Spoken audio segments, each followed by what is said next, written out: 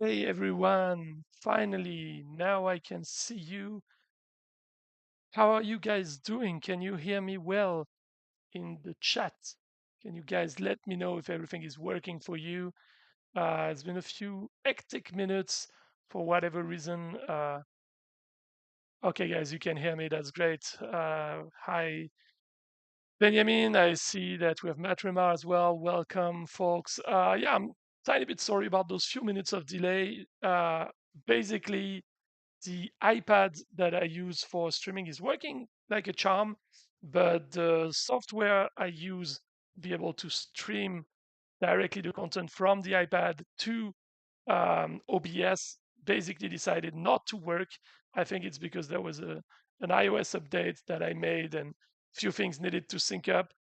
I don't know how I solved it. I simply just basically deleted the source and reset it up like 2 or 3 times, and the third time, for whatever reason, it worked. So now it's working. That's the most important. Thank you for joining us. We'll be starting today's stream, and I can already tell you that there will be a little surprise in this stream today. So before that, I'm just gonna be finishing up the setup and we'll be able to start right away with the easy and medium or easy normal event.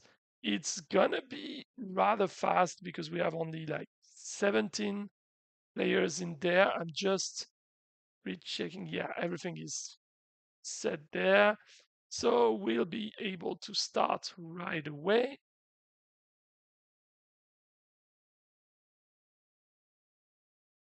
Yes, we can start. Let's go. And so our first player is Gelatoric. We will have Immortalis, Aniviper, alternate accounts. Oh, I'm sorry, that's a name in probably Cyrillic, and I won't be able to read that. Sorry. I would say Bachka Pro, but I'm probably wrong. We have Nikish, we have Antorium, Ladok, Lude, Razan, Monte Cristo, Mr. Leatherface, Fatal Farn, Monkey Business, Aurelius, Faceless, Grivnik, and Phoenix. Since there's only 17 accounts there, I was able to basically give you the full list. I am not gonna give you the full list for the um, longer fight night, so the one for um, the advanced hardcore fight. So yeah, as you say, Benjamin, it works. That's the most important. I'm glad that everything is working now. But I spotted that there's a bit of a pattern there that anything stream related, if there's a problem, it's always within the last few minutes that it breaks. No Matrima, there won't be the seasonal buff. Um, as I said the last time, if there's the seasonal buff, I will make sure to let you guys know the day before. I always give in the announcement for the armies, for the streams, I always give you the time at which the armies should be ready. And so I will always put in there as well before the time is up. I will mention as well if I'm putting the seasonal buff. I guess I will in the future. Um, but I'll be honest as well, it also means spending a bit more time on the test account. And for today, what I mostly wanted was to test out a different army. So at least that's something I did. And yeah, on the longer run, maybe we'll start the seasonal buff. I'm also waiting to see and to have some data from the team as to how many players actually have the seasonal buff active. Because since I would be the one spinning and you won't, that means you won't have the seasonal buff active. And if I have it and only a few players usually have it, that might make me way stronger than any of the attackants, any of the players I would attack, sorry. So that's not really the point. But yeah, on the longer run, maybe.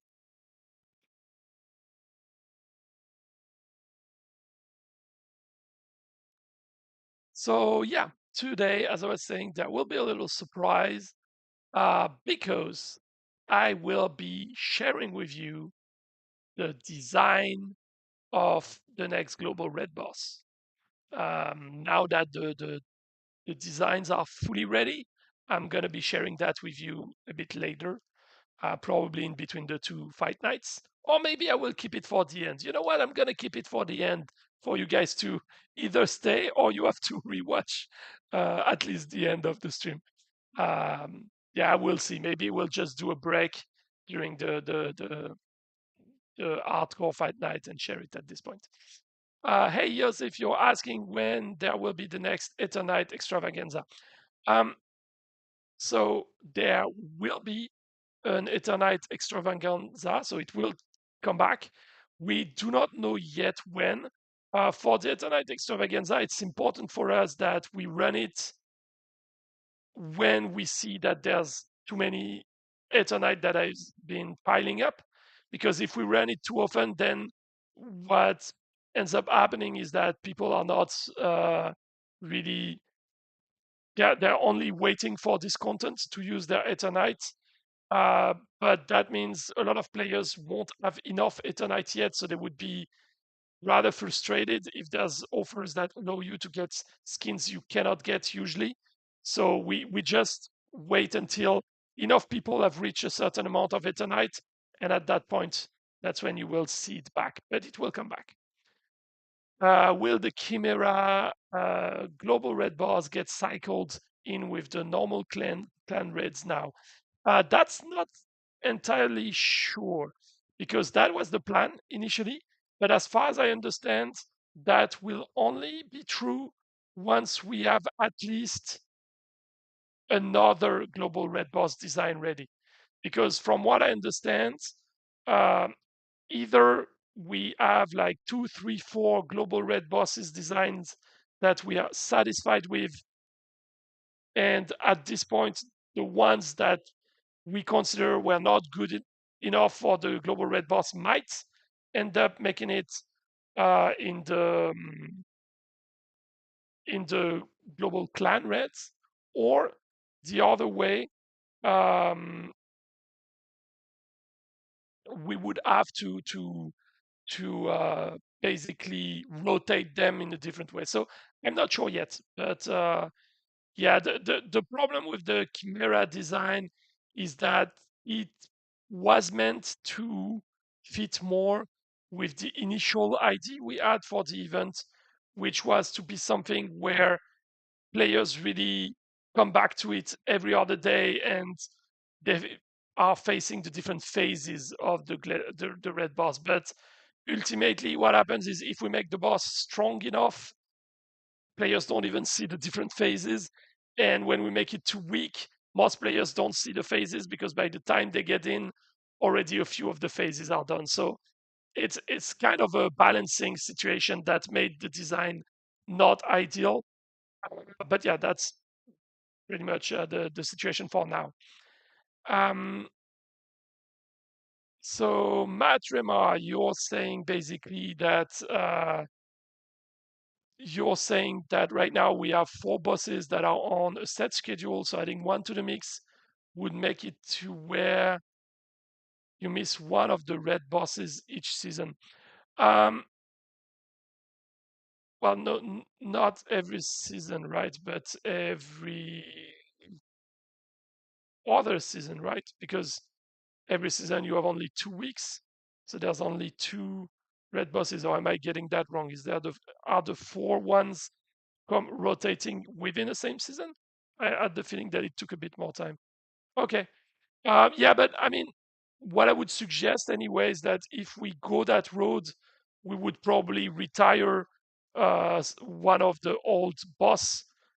Maybe we will take the occasion to fix the one boss that is kind of pointless at the moment, or the other way around would be as well to simply have way more bosses on the longer run, so that every era would have its own 4 bosses that would rotate, or maybe not the 4 of them, but have like 3 of them uh, being the same, and one other basically rotating with every era so that there's something a bit more specific. It's not quite sure yet. Most likely, we'll need to have a few more designs ready before we can really um, decide if we go one road or the other. But the idea is to recycle the bosses that are not being used. That's for sure. Okay, guys. So yeah, you know what? I'm. I need to prepare one or two things. Let's close the event. Yes, so everyone gets rewarded.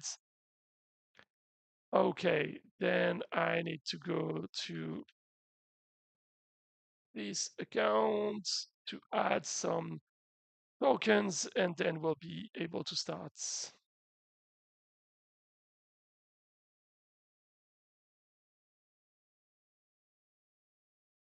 Okay, so now if I go to the fight night, we should be good to go.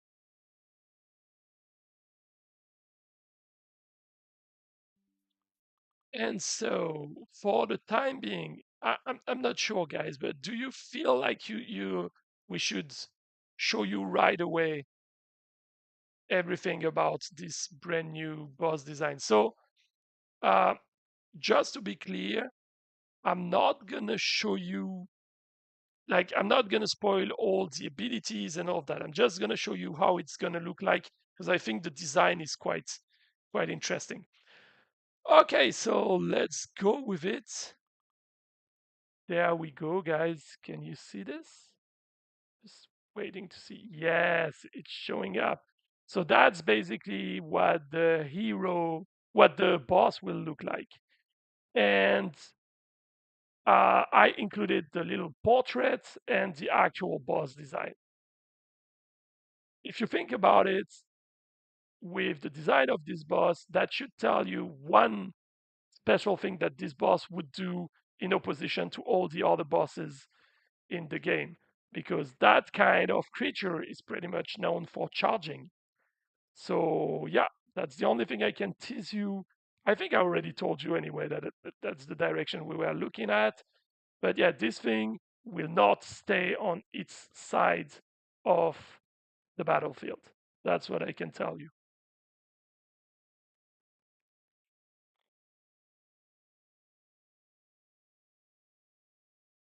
Okay, so 5, 4, 3, 2, 1. We are back. So yeah, I hope that you enjoyed this little sneak peek. Um, it's been quite long in the process because it's the first time we are not only designing the design of the of the boss, but we're also going with something completely different in terms of game mechanics. Well, maybe not completely different, but you know what I mean. Something that needed a bit more experimentation on our side. So yeah, um, that's what you can expect there. Seems like a good melee counter. Yeah, I mean you will see. I haven't seen it in action since the prototype, so I cannot tell you much more because I don't know yet how the final version is looking. I'm not big. I mean, it's finished at this point, but it's simply that I didn't have the occasion to try it on yet. Okay, so now let's start with the regular fight nights. Let's go live. I can tell you that the first player today is Narkisus, then we have Praetor, Perokl, we'll have DeadReapingHood, Noobosaurus Rex, which, as everyone might remember from the last stream, is my now favorite nickname in the game, and I know it's one of yours, Matrimar. We have Karuun, we have King Elric, we have Pannekoek, we have Aniviper, DeadReapingHood, Væringr, we have Nubimus Maximus from the same family. We have Nick 220, G1234, Nubaru Gamer, and I'm gonna stop there because there's like 92 of you, so I'm not gonna take the time for every single player. before we start. So now we should be ready to go. Let's roll. Okay, so yeah, this time around I decided to change the setup I was using. I don't expect it to be insanely strong or insanely good. Um, for those that are wondering, what I'm trying to do now is that I play the mimic game. So basically, I go play the top 10 players and see if there's a setup of army that I feel like, oh, I'm actually liking this one. And when this happens, I'm basically setting up the army on it. That's what happened the last time. Pannekoek is Dutch for pound cake. Also, he told me, yeah, that would make sense because, um, as you know, in part of Belgium is speaking Dutch, part of Belgium is speaking French, and I'm quite sure that we have a word in the very north of France, northeast, and in the French speaking part of Belgium that sounds exactly like this. So that sounds pretty accurate as a description. I wouldn't know if it was for pancake, but that would make sense.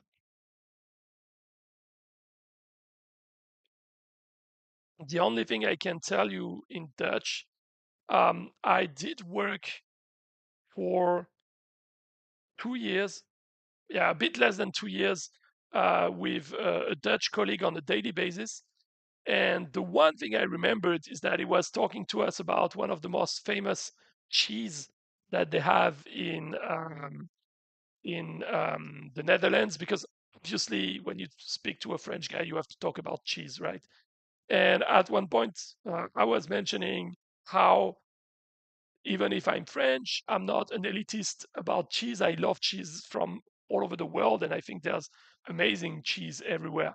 And I was talking to him about the Netherlands, and I was giving him the name of a cheese, and he was like, "I have no idea what you're talking about."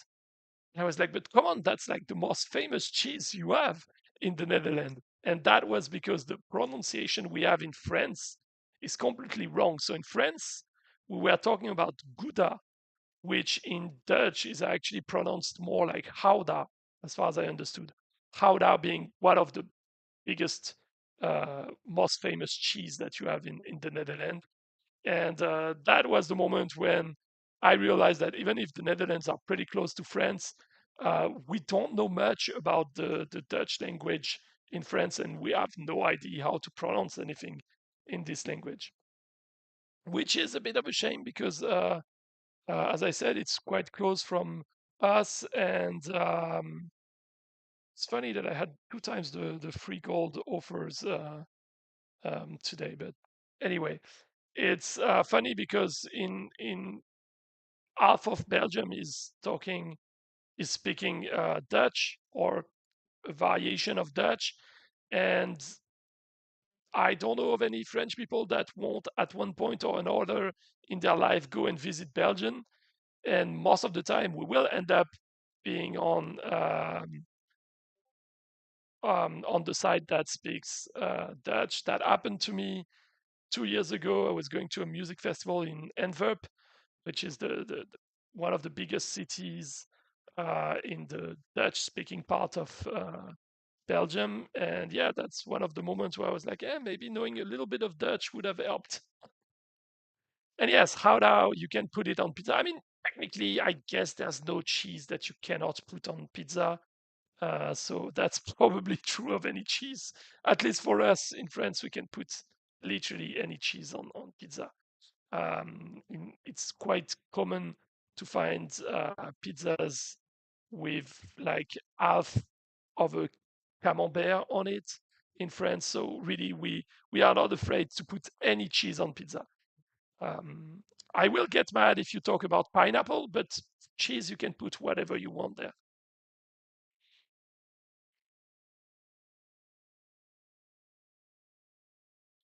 Okay, so far the setup is doing quite okay.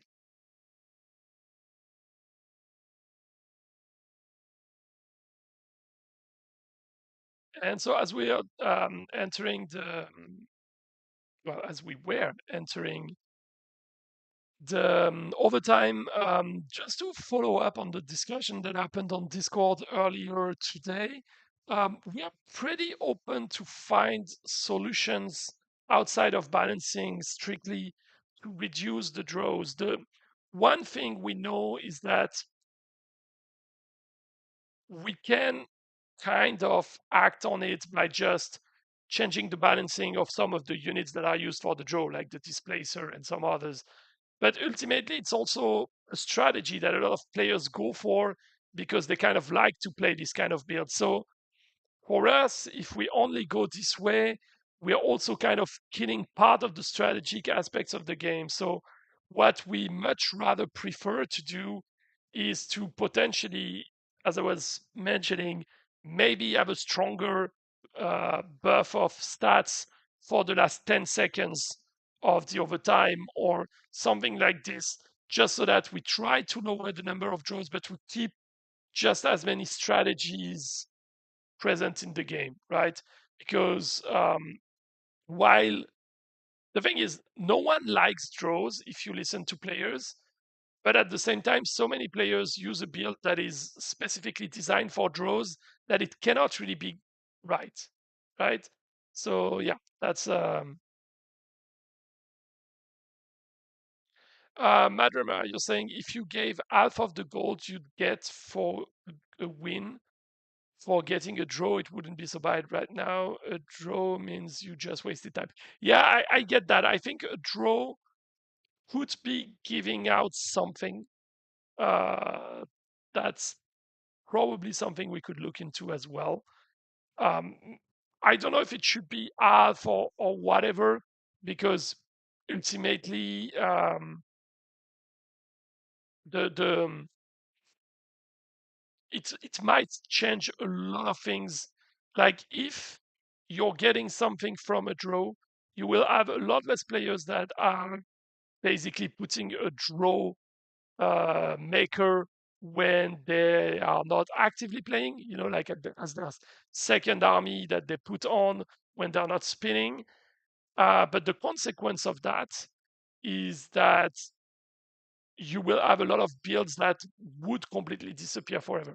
So yeah, as I agree that getting something from a draw would make sense, uh, but we shouldn't make it so good that basically no one wants to even think about going into overtime or draws anymore, because then there's a big chunk of strategies and build that would forever disappear. And I know a lot of players say they don't want draws, but I also feel like if we were killing completely draws, that would also have a negative effect on the game, right? There are so many units that would never be used anymore.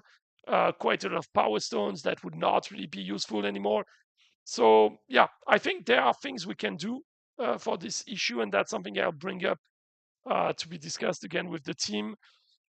We have to be cautious not to fully kill an entire aspect of the game. Even if some players, and I know quite a few players, get frustrated with that, we have to make sure we're not fully killing it indeed. But yeah, as you said, Matremar, maybe just getting something instead of nothing would be enough.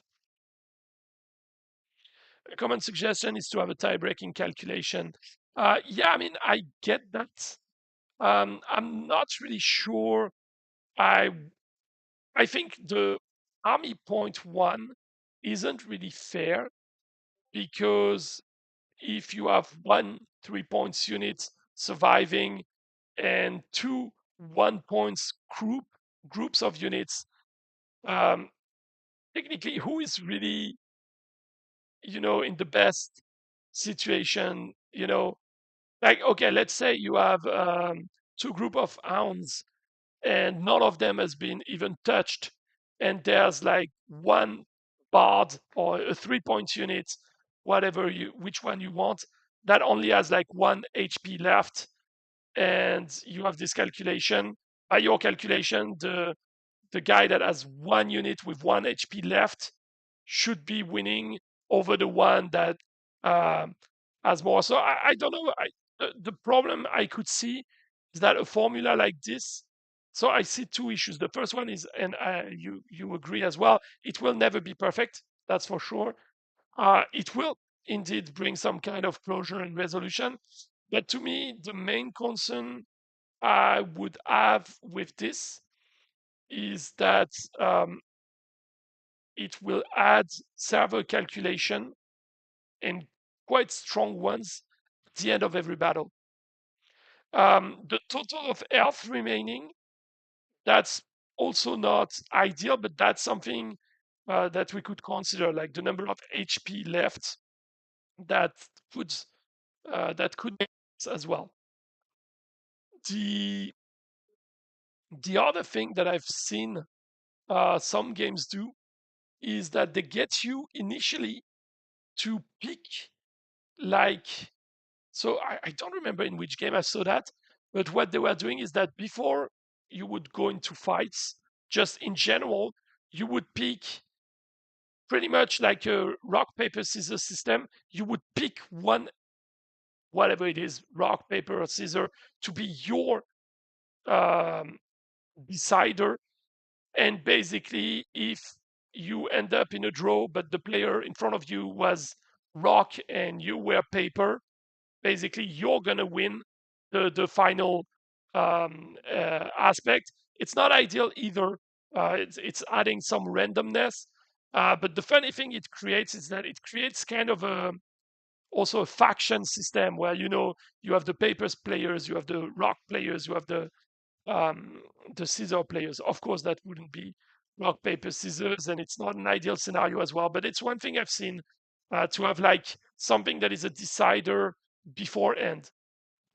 Ideally, if it was me, and if it wouldn't create more um, trouble, what I would love is to have a one-man fight pretty much at the end of the draw. Meaning, if you end up with a draw, you have one unit from each side that you have selected.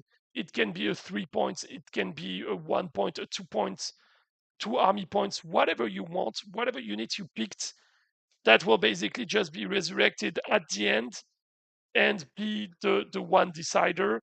Whoever dies first has the win. The reason why I like this is because it forces you in your strategy to also think about, okay, what if I go into overtime? What is going to be the one unit I need?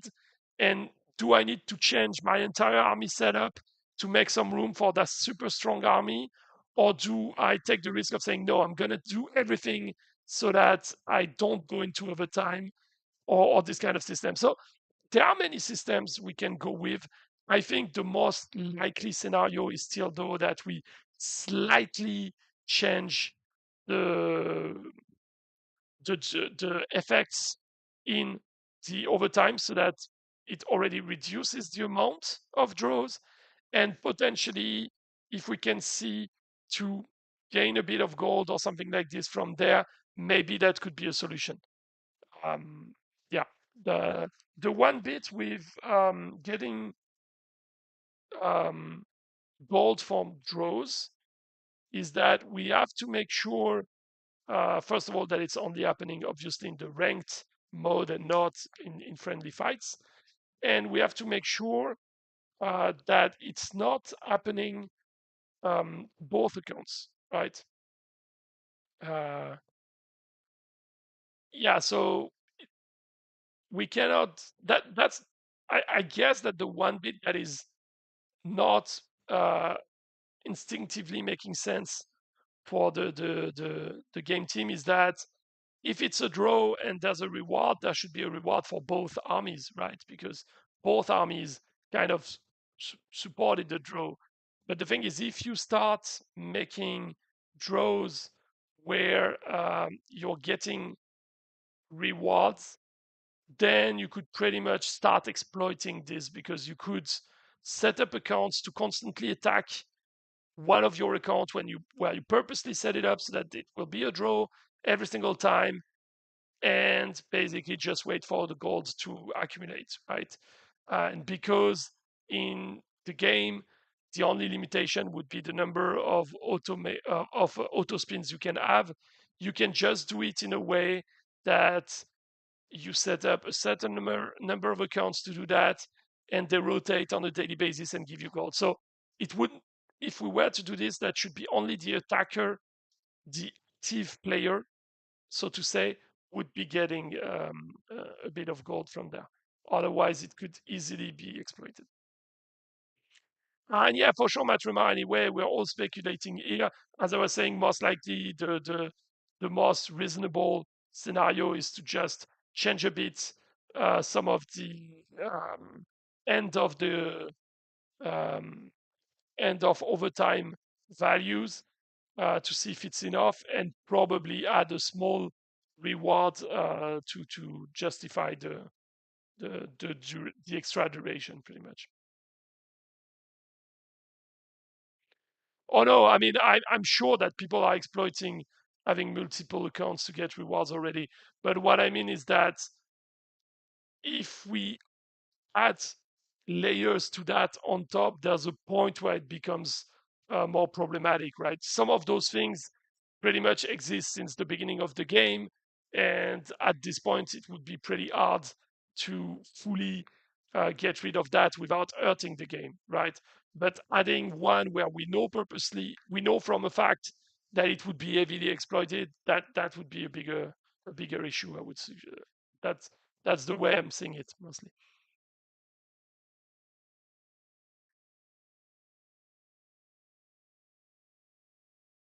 Also, are you just telling me that this is why you have so many accounts, Matrima?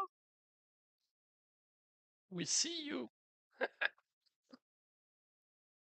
I know, but to me, there's a no comment. To me, there's a difference between taking advantage of what the game is giving if you are running several accounts and setting up um, automation tools on external machines, etc., to have a permanent and unstoppable flow of rewards, which is the difference. Like, if you're benefiting from having several accounts to get the donations that you want or those kind of things, it still requires you some effort, some involvement, etc. If you end up in something else, then um, that would be different.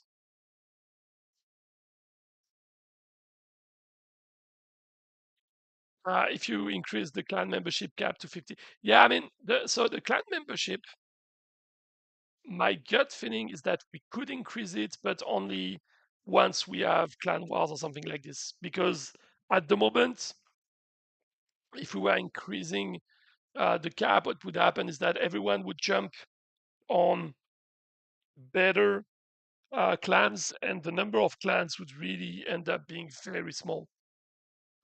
Because pretty much, um, like, if you are in a clan right now that has a few inactive accounts, etc., the difference between your clan and a clan full of active accounts is still manageable.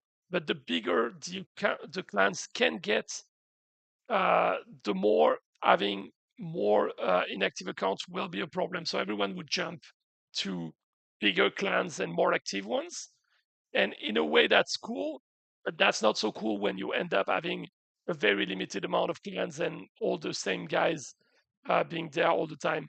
I know that a few years back, um, every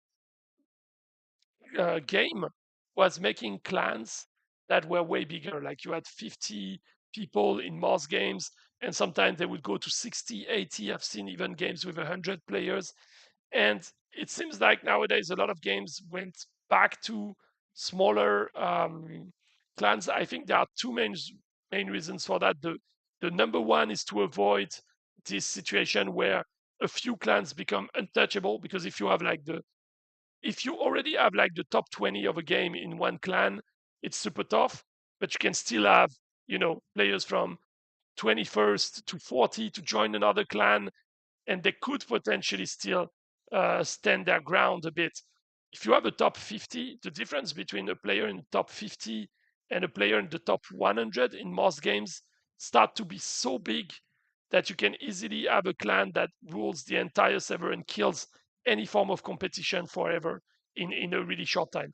So I would say my guess is that we would only extend the membership in clans if we first have clan wars in place working, and if we start to have way more players, leading to the possibility of having bigger clans without um, without having too small of a number of clans. And yeah, I know that most clans are creating multiple sub clans, etc. But that's the thing, that if you add bigger clans, you would add less sub clans as well, because you would basically have more people in the main clan. And even if they have a sub clan, they will have, instead of having 4 sub clans, they would have 2 or something like this. Or if they indeed get 4, which is also possible that they keep them, that would just mean they would have way more active players in their family, and so way less competition because they are not going to compete against each other. So usually you will see a scale up in the number of people you can have in a clan when you have a scale up of the number of active players, and when you start to have clan wars and activities like this that really enhance the competition between clans. The first part we will have with this will be the clan leaderboards in the global red boss, which is coming quite soon. Actually, if you want, I can give you some updates on that. The next things that are coming for the global red boss, which are pretty much the next things that are coming in the game as well. Um, we will have, first of all, um, we will have, as we mentioned a few times, a different currency. So basically, you won't be using the premium keys anymore. You will have a different currency dedicated to the global red boss, which should push more players to participate in the global red boss. The other element is that we will have a clan leaderboard. We will have the new global red boss design. We have fixed the issue with the leaderboards. So at the moment we tried, but what works best is just to display the actual value. So the score leaderboard will be showing the total um, damage dealt, which is what is already happening in the leaderboard right now, but it was only showing the top 10. So on the longer run, that won't be the case anymore. It will show you your exact total damage. And later on, if we see that there's enough interest for it, we might add like a single player best try competition or something like this to get also some challenge added for the players that are chasing this part with this event in particular. And I'm trying to think, I think I missed one thing. Yeah, we are also getting rid pretty much of the win and loss system, but we're also making the leveling up of the boss a lot more simple. At the moment, the global red boss never really levels up for you. And that's a problem because it should, but the way it was set up was way too complicated for this to happen. Now, what's going to happen is that with every single global red boss that you contribute to, you're going to gain some points. If you perform well, you're going to gain some points that will slowly basically get your global red boss to level up. When it levels up, you get better rewards, and you also have a boss that is slightly more difficult, like you would in the general red boss. And if you perform super bad, or if you don't participate at all in one of the global red bosses, you will lose points, which will then slowly decrease your global red boss, pretty much. So 2 questions here. Mario, you're asking us Thomas Shelby Sigma. I'm not sure to understand what you meant here. I'm not sure I know Thomas Shelby. Was it a player that we had in the Maybe it's a player that we add and I didn't see it, but I'm not sure to understand what you meant. Hey Kim, you're asking us if we're making anything inspired from the art contests you've had. So not yet, but on the long run, yes. For the skins, I know that there were a couple of ideas that were considered to potentially be taken by the team, but nothing has been confirmed yet. When it will be confirmed, we will reach out to the player that created this skin and let them know. Of course, they will receive the skin for free, and they will also help us choose the name for the skin. But at the moment, I'm not quite 100% sure it's gonna happen with this first round. So we'll see. And for the units, it's gonna be pretty much dependent on what you guys come up with. But so far, there's been a lot more participation for the unit contest. So I'm expecting that something will come out from there. And for a unit, since it needs more time to be developed, it will probably be something that takes a bit of time. I would expect, to be honest, that if the contest ends end of next week or something like this, so that leaves us already beginning of September, I wouldn't think it would be possible to get a unit that the team likes implemented in the game before Christmas time, kind of. Because we usually work not for the current era, but for at least one era ahead or a bit after that. So for the time for us to do the art and develop the ability, depending as well on the ability, if it's super tricky one or if it's based on something that already exists in the game, I would expect it for the end of the year or early next year if we bring a unit. I'm a bit more confident to see a unit coming than a skin because I heard about the skins at the beginning and not so much lately, but I will re-ask. And if something comes up from the skins, though, it could be faster because the skin is just art and the art side can go faster to be implemented. Oh, my poor guy running, trying to escape its horrible fate. Oh, he's not alone anymore. He made it. Congratulations, little guy. You did it.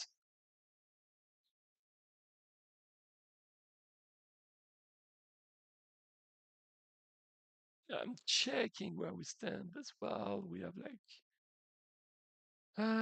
we are facing Aita at the moment. Yes, okay. 45 players contributed pretty much halfway through. Cool, cool, cool. So yeah, so that's mostly what we're planning on with the global red boss, as I was mentioning before.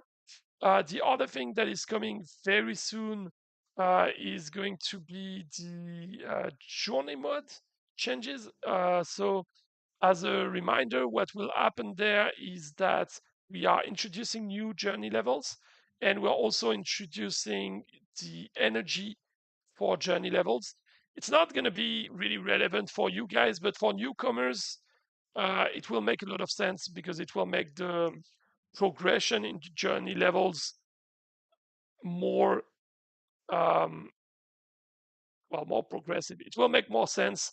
Basically, the idea is what you see in most games is that instead of basically waiting for 3 or 4 months to level up your army like crazy and then kill 50 levels in a row, the energy system will mostly push players to do a few levels.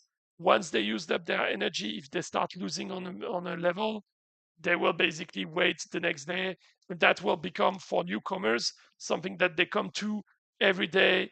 They progress a bit more steadily, and it becomes a mode that is a game mode that they can go to when they are blocked with other aspects of the game, etc.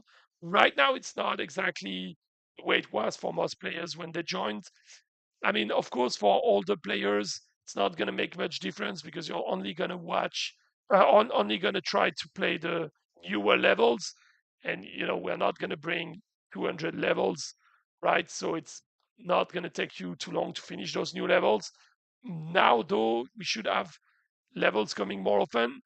as far as I'm aware, we will at least finish the zone that we have very soon, and then we'll need to create new zones. So that's going to take a tiny bit more time, but we already have the levels, so it's just a zone that needs to be created at this point.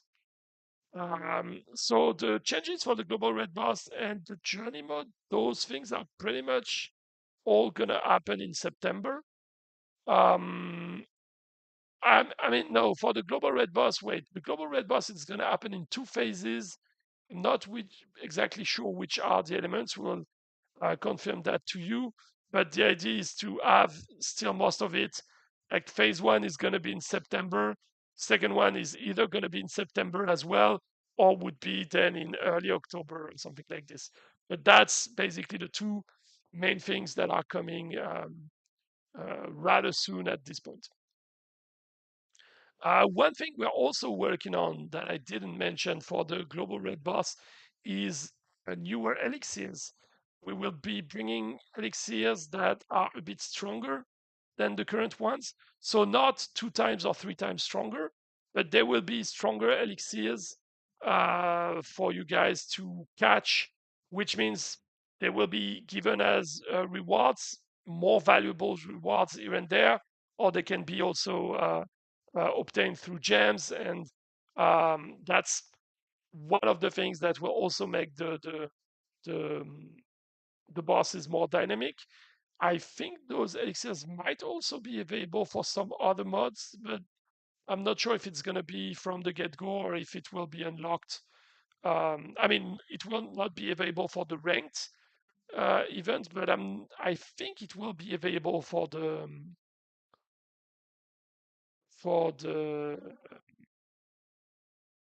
sorry, I'm losing my words. It should be available, sorry, for the clan red boss. I just don't know if it's going to be available there from the get go or if it's going to take a tiny bit of time. That's one thing I still need to check with the team. So, those are the main things that will be coming very soon into the game overall.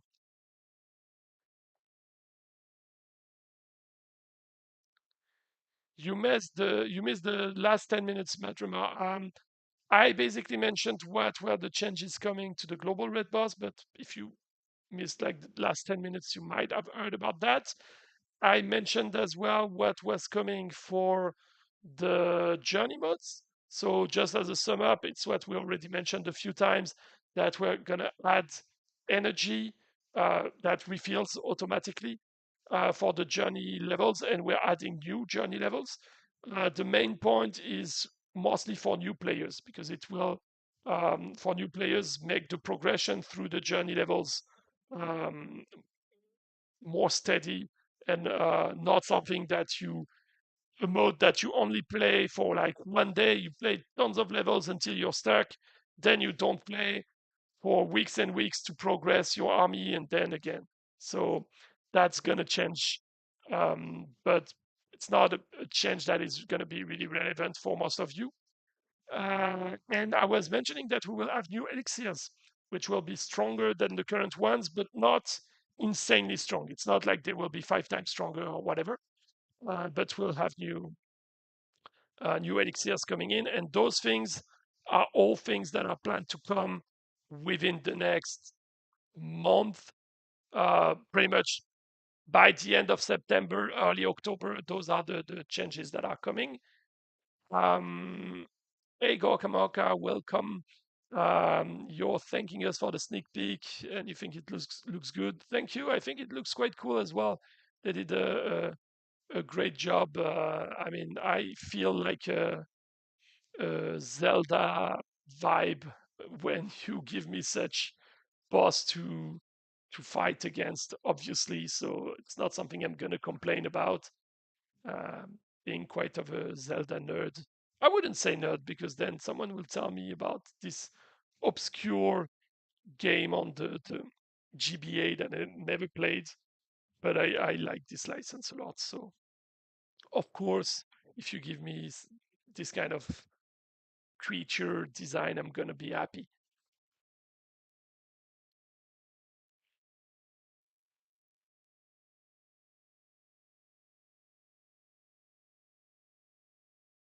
Okay, guys, I'm trying to think if there's anything else I forgot to mention in the things that are coming quite soon, but I think those are the main things coming for the next 1 to 2 months. After that, yes, that's the big news. After that, I can confirm that the next thing being worked on is the merchant. The merchant system, pretty much at the moment, the design is being fine tuned. Um, Long story short, what is being tweaked at the moment is how much offers you can see, if these offers are going to be personalized or if they're going to be the same for everyone at the same time, and also checking if those offers will well, basically there's two designs that they are still looking into. The first one is you can use you're asked for, to use portal keys or to use this or that to get this item that you want, or whatever that is, a skin or whatever.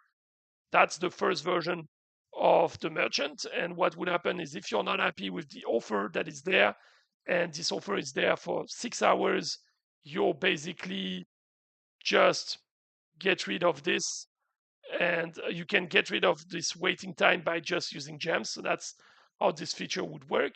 The second version, that might be the one that is picked, it will be one where you would have a currency specific to the merchant. And so what would happen is that you would have a store for the merchant is selling pretty much the same stuffs all the time. Well, not all the time, but is having 6, 7, 8 different things you can buy. And the idea then would be that you can exchange the resources you have too much of against this currency to use it in the shop. It's pretty much the same concept in the end. The only difference is, depending on which one is the hardest to implement, they will pick one over the other. But that's pretty much the same concept. Will there be shards? You mean unit shards? I think that's one of the things that you should be able to see in there, because the idea would be to use up resources. So we don't really want to be given out resources, and instead to give you access to skins, to give you access to, well, yeah, you need shard, probably also artifacts. That could be something, because one thing we're also looking at the moment is how can we give um, how can we give artifacts to newer players in a way that it's not like, you can buy your entire way through artifacts, but that a new player does not necessarily need to wait 2 years to be able to level up if they're, spending a lot of time in the game, etc. We need to find a balance. Most likely the artifacts part, at least that's what I advocate to the team, is to have a rework of the artifacts that we already talked about quite a few times happen. And at that point, once this happens, we can decide to, give a better and easier access to artifacts. But that's something we need to see in there. And yeah, Matt Romar, you were mentioning the artifact fragments and artifact shards as a way to transact. Yes, that's something we need to find a way for you guys to use it. The one bit I expect though is that the fragments, the conversion rates might be quite bad. But that's only because some players have so many fragments at this point, and so many shards of some artifacts, but so many fragments mostly, that if we make the conversion rate too good, um, it could create an insane gap with anyone that was not able to to get anything there. So yeah, as you said, a bad rate is better than no rate. Yeah, mostly mentioning it so that you guys don't feel screwed over when you realize that the rate would not be good. But that's the thing is, with the merchants, the main tweaking, the main issue that the team has to resolve is how do we balance it so that it gives you guys an opportunity to use up your resources, and at the same time that we don't make it so over the top that newcomers feel an even more insane gap with everyone. That's why I'm quite convinced that um, that the merchant will be selling stuffs that are helping newcomers. So I would expect the merchant to offer you to buy fragments and artifact shards, for example, or unit shards against other resources that you might have more of, which means if you're a newcomer and you start to pile up on gold or on Eternite or on portal keys because you've been super active to do all those things, maybe you can decide to make your progression through artifacts faster or your progression to some units specifically faster, etc. And the other one is to say, um,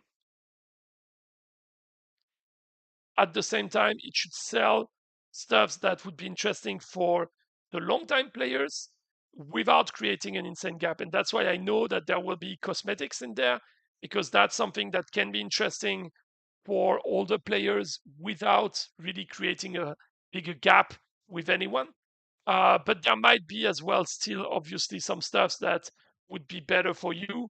I would expect, like, those new elixirs that I'm mentioning, or those kind of things to be also in there, giving you the option to get those kind of things um, without necessarily creating an insane advantage for you guys. That's the kind of things we will probably be looking at. Having the ability to explain it a few key things would be more helpful for a newcomer than an old player. Yeah, I mean, of course.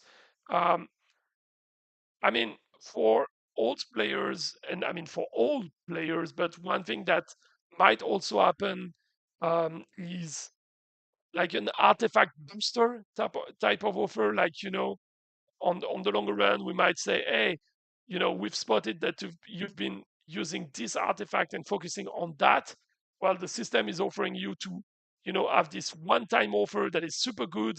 It's gonna help you with that artifact, but once you purchase it, it's gone. So that would be a one-time thing to help some players close the gap. There might be, some more offers that are coming in the shop for artifacts in general.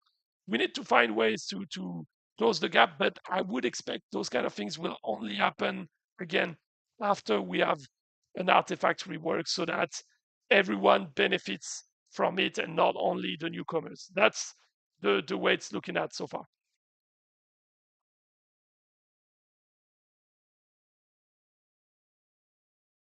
One more question: when is the new GRB system coming in? So the new GRB system is coming in two phases. The first one is coming in September. The second one will come either at the end of September or in October. Um, I'm not 100% sure yet which of the changes comes in the first phase or the second phase. That will be shared with you guys soon. But one of the phases will include, the two phases together, sorry, will include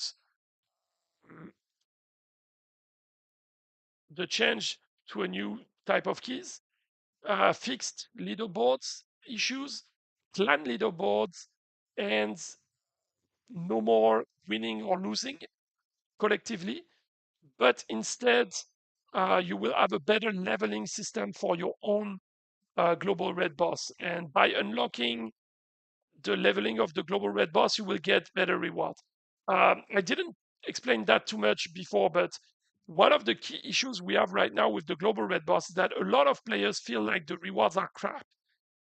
But the reason why they feel this way is because almost no players was able to level up their global red boss. So they feel like the global red boss is shit in terms of difficulty, but it's not also bringing that much of great rewards, at least, for the outside of the titles and those kind of things. But for, the gold, the gems, those kind of things, they feel like they bring bad rewards because they never leveled it up. But to level it up, the current system is so complex because you need community to defeat the boss altogether, and you need to have contributed to it to a certain extent, and you need this to happen in several events in a row.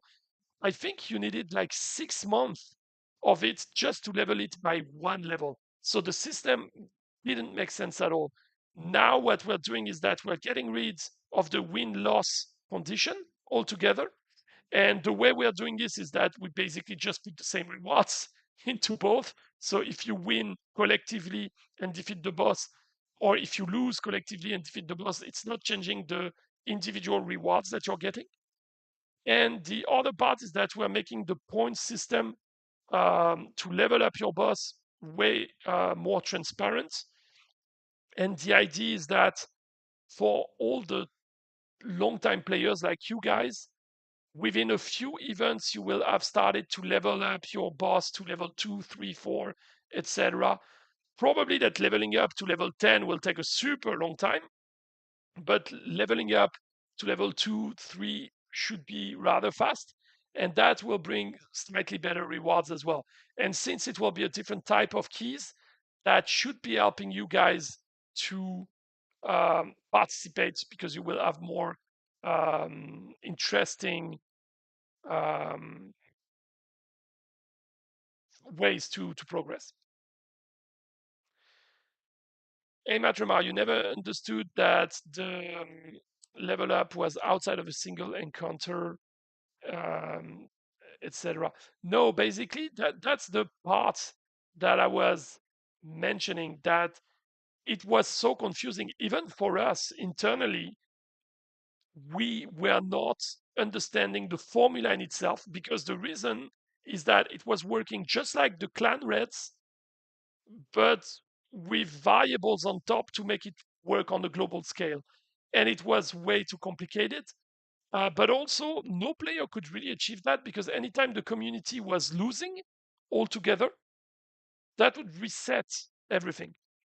So that didn't work. So the way it's gonna work now with those points is that if you individually do quite well, you're going to level up.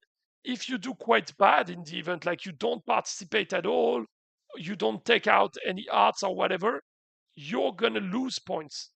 So this way it avoids players basically just not, participating only every 6 months and still leveling up. You will have to participate regularly if you want to level up. Oh, we have a broken account. Just a second, let me check. 128. Let me check who that is. Sorry, guys. 128. So that means we had 81, 82. That should be one of those two. Okay, let me just check for a second. What was the account we had just before? Caesar, so it's just after Caesar, right?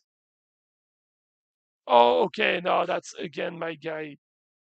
I didn't see that it was in there. Sorry, guys, I'm gonna take care of that right away. But I will have to close the game for a second. So in the meantime, I'm gonna leave you with my little friend that you like so much. This way you have something nice to look at while I'm getting this properly taken care of.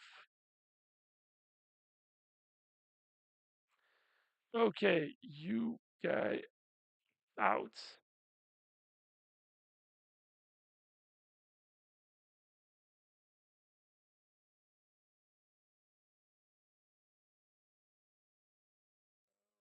Okay, and now if I restart the game, we should be good to go.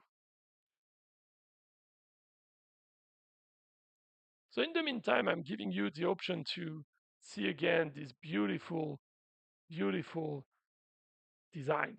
While the device is rebooting, I'm checking. I think I missed one or two considerations here. Um, mm, mm, mm, mm. One more question. Are we reworking the trophy count at the moment? It's not possible to reach the end of the leagues, or is it just not possible at the moment with less players at the top? We're working on it. That's something I brought up to the team, and they've been looking into it. So at the moment, we are looking at pretty much the question you mentioned. Like, is it just a lack of players at the top, or is it the points that are not properly set? So we are still checking it at the moment, but there should be some changes coming to that quite soon because there's no reason to have leagues if no one is in them, and no one is going to push for it if it basically is impossible to get into there. So that's something we're still checking, but we should have news about that very soon. So let me come back here. Okay, we should be able to start again. And so we'll be starting with Zayas. We have Dilios, Property, Rosarman, Omnilash, and Noobsos for the first accounts. See if that works now. Yes. By the way, if you happen to know who is the smart ass that always wants to put this account in, I will try to look who it is and try to ban that player from contributing to the Google form that we set up for those events because most of the time I spot it when a player is adding this account, but it still happens from time to time. Hey, Matrema, is anything being done about the wall? Yes. Two things, basically. So one thing is already in place, which is the fact that um, since we limited manual drop, there will be less manual drops in back into bronze because basically now it takes several seasons to go down to bronze, so there's no benefit in trying to purposely go down there. But the one thing that is true is that we have a few players that decided not to go again. They're not inactive, they're simply having a laugh staying in bronze at the moment. I'm quite sure that this will stop quite soon. But the other part, which is the one that was already announced and is now being triggered, is the inactive accounts. So um, the inactive accounts, that's one of the biggest thing that we need to address right now. And Matrama, what do you mean with manual drop can be bypassed? Because it's not hard limitations, right? If you are dropping during the season up until where you cannot drop anymore, then the system also puts you 2 leagues back, so you can still drop quite a lot. But technically, for example, a player that is in um, I don't know, in Master 2 shouldn't be able to drop back to bronze in a single league. If it's possible, if you know of a way that it's possible, then there's a problem that you can do there.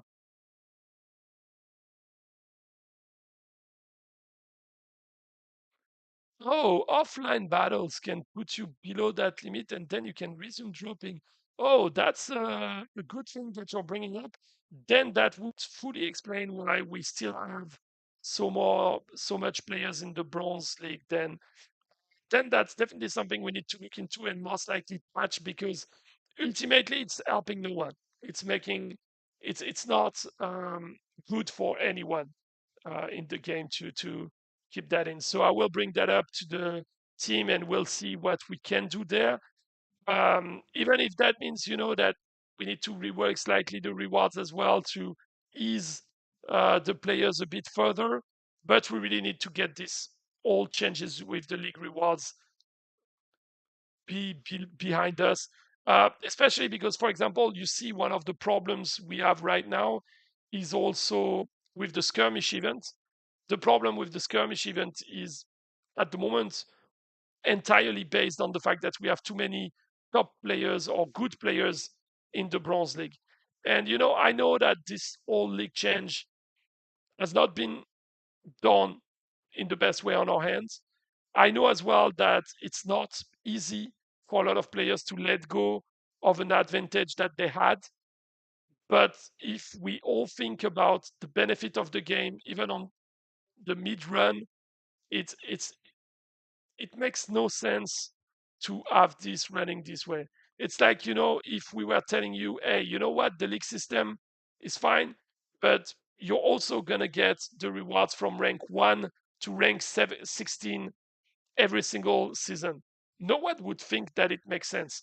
The only reason why players try to defend that it makes sense is because they've been used to it. And I get it. A change like this is reducing a bit what you're getting is not nice. I get it. Uh, but if we think about the game in its globality, it's simply something that makes sense for everyone. And ultimately, the loss that you have isn't that big for the very vast majority of players. Even with the rewards not being increased so much, I think when we did the calculation, we realized that in the top leagues, in the league system, it's less than 3% of the players that are really losing in the new system.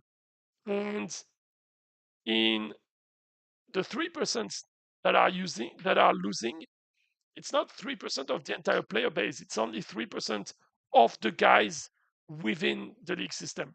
So we are talking about roughly, it's just a few hundred players that are really losing something from few hundred active players on a daily basis that are losing something from the system, and it's not even a big loss.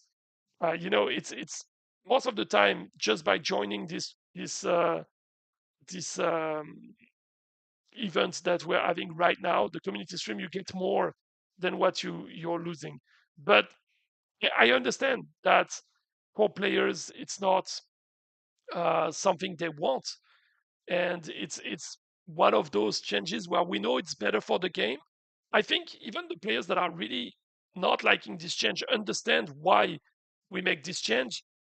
The problem, Tremor, with what you're saying is that indeed there are still too many incentives to drop, but we cannot make the incentives to climb to match the incentive that you have when you drop, because then we simply reproduce exactly what we're trying to fight, which is the fact that the players that are at the very, very top are just getting slightly too much.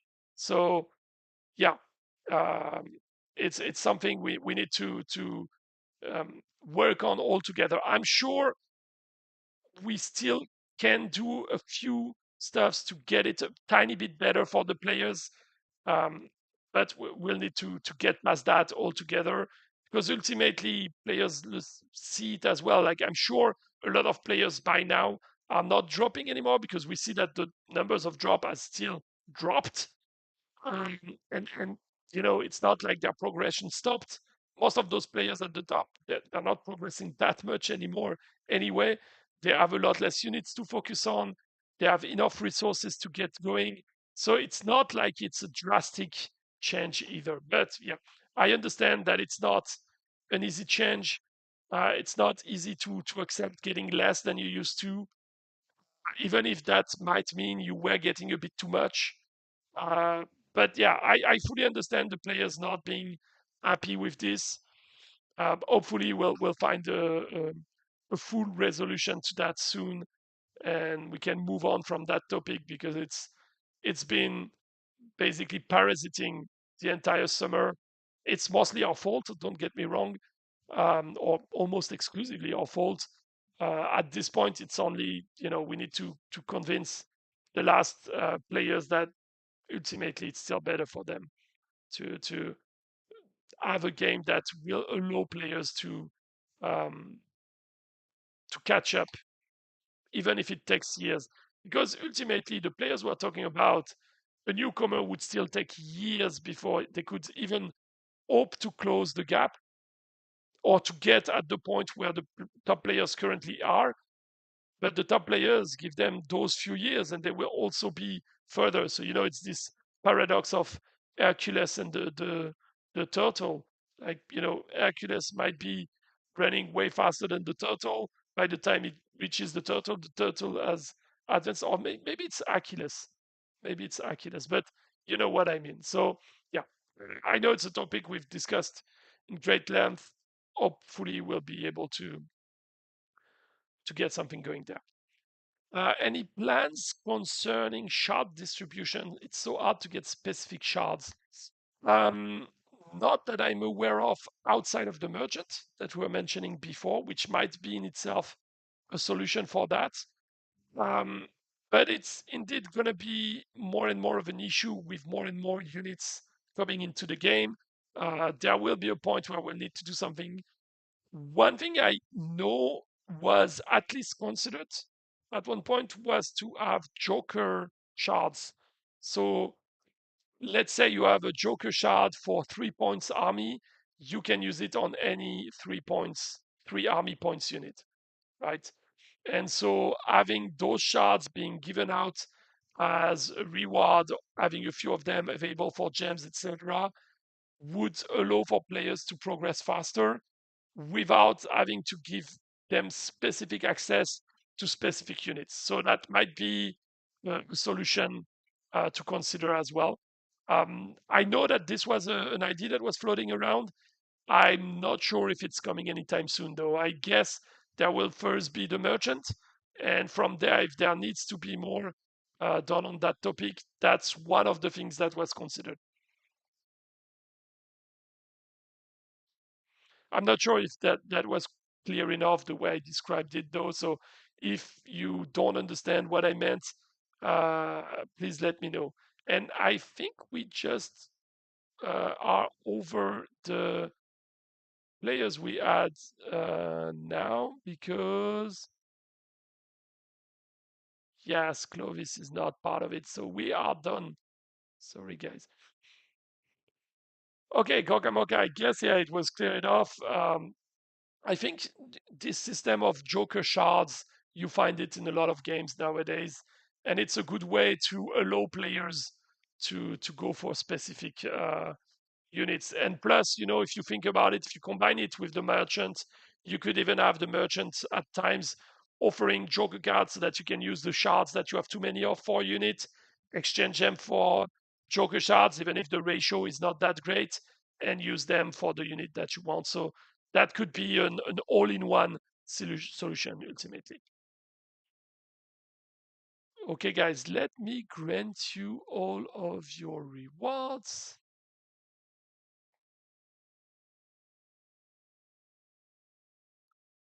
Okay, we are done now. So, guys, do you have any last question? Otherwise, that will be it for today.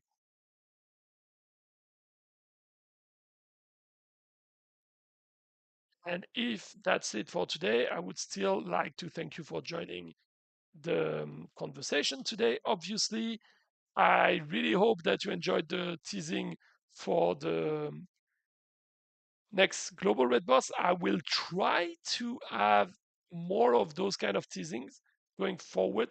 It might take, it's not going to happen every single time because there are times where we simply don't have material to show. And also, I know that the team is really, really, really uh, not convinced about sharing skins.